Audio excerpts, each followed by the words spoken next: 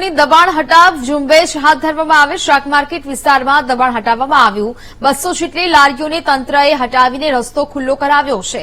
દબાણ હટાવવા ગયેલી ટીમ સામે સ્થાનિકોએ વિરોધ દર્શાવ્યો। દબાણ હટાવવા ગયેલી ટીમને સ્થાનિકોએ ઘેરી લીધી હતી।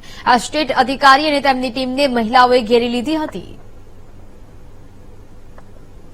સંવાદદાતા નીતિન ફોન લાઈન પર જોડાયા છે। નીતિન, ભાવનગરમાં તંત્રની દબાણ હટાવ ઝુંબેશ, જ્યાં મહિલાઓએ અધિકારીઓને ઘેર્યા હતા, શું મામલો? એ પ્રકારે છેલ્લા થોડા સમયથી દબાણો વધી રહ્યા છે। એના સામે જે કમિશનર છે એમણે ઝુંબેશ ઉપાડી છે, દબાણો હટાવવા માટેની વાત કરી છે। અલગ અલગ વિસ્તારોમાંથી શાક માર્કેટનો વિસ્તાર હોય, સરસરિયાપરાનો વિસ્તાર હોય કે ખંડિયાળ વિસ્તાર કે અન્ય કોઈ વિસ્તાર હોય, આ વિસ્તારોમાંથી દબાણો હટાવવાની કામગીરી શરૂ છે। આજે આ પ્રકારની જે ઘટના સામે આવી છે, મનપાનો જે એસ્ટેટ વિભાગનો કાફલો છે એ દબાણ હટાવવા માટે પહોંચ્યો હતો।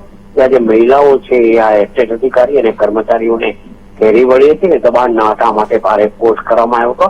પરંતુ ચોક્કસપણે કહી શકાય કે ભાવનગર મનપાનું જે તંત્ર છે, એસ્ટેટ વિભાગનો જે કાફલો છે એ દબાણ હટાવીને ચંપ્યું હતું।